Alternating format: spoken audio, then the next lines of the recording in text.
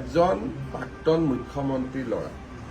তিনিটা কথা কৈ দিলে হয় যে পাকিস্তানত মই গৈছিলো নে নাই সেইটোকে অকাই পকাই কিয় থাকে পাকিস্তানত যোৱা নিজৰ কথা সুধিলে তেওঁ পেহেলগামৰ কথা কয় চব মানুহবিলাকতো বুৰ্বক নহয় যোনে টিভি চাইটো বুজিয়ে পায় যে ই চিধা কথা ক'ব খোজা নাই চব 15 দিন পাকিস্তানত থাকি অহাটো হয় নে ইমান ধুনীয়াকৈ নামাজ পঢ়িব ক'ত শিকিলে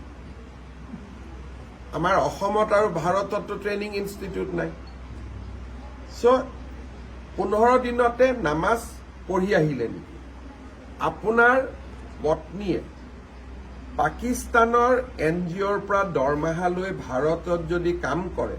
তাতকৈ পাকিস্তানী এজেণ্ট বুলি আৰু কিবা ডাঙৰ প্ৰমাণ লাগে নেকি মই কাম কৰিছো ভাৰতত মোৰ দৰমহা আহিছে পাকিস্তানৰ পৰা তাৰ বাদে আৰু কি লাগে লাষ্টত মই ইমান দিন আৰু এটা কথা নোকোৱাকৈ ৰাখিছিলো যে আপোনাৰ পত্নীৰ নাগৰিকত্ব কি আছে কি নাই বাদ দিয়ক আপোনাৰ ল'ৰা আৰু ছোৱালীটোৰ নাগৰিকত্ব কি এই কথাটো আপুনি ৰাইজক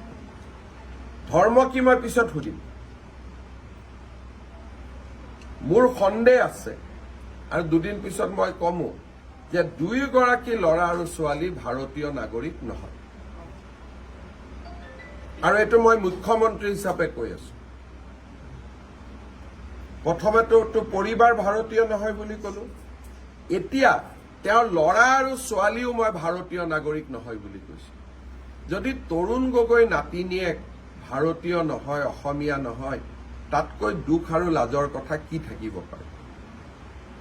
মই এই অভিযোগটো আজি কৰিছো অলপমান মোকো সময় লাগিব প্ৰমাণ আনিবৰ কাৰণে কিন্তু মই কৈছো ৰিক্স লৈ কৈছো কিন্তু প্ৰমাণ ছেপ্টেম্বৰৰ ভিতৰত আহিব আৰু 10 ছেপ্টেম্বৰত মই প্ৰমাণ সহকাৰে দিম আৰু মুখ্যমন্ত্ৰী আসনৰ পৰা মই এটাও অসত্য কথা ক'ব নোৱাৰো মই আজি অসমৰ মুখ্যমন্ত্ৰী যদি পাকিস্তানে মোক দৰমহা দি থাকে মই পাকিস্তানৰ এজেণ্ট হলো নে নাই তাতকৈ আৰু কিবা প্ৰমাণ লাগে নেকি নিলজ্জ মানুহে ইয়াতকৈ বেছি প্ৰমাণ খুজিব তেওঁলোকে কৈছে আপুনি এই কৰিব লাগে না মই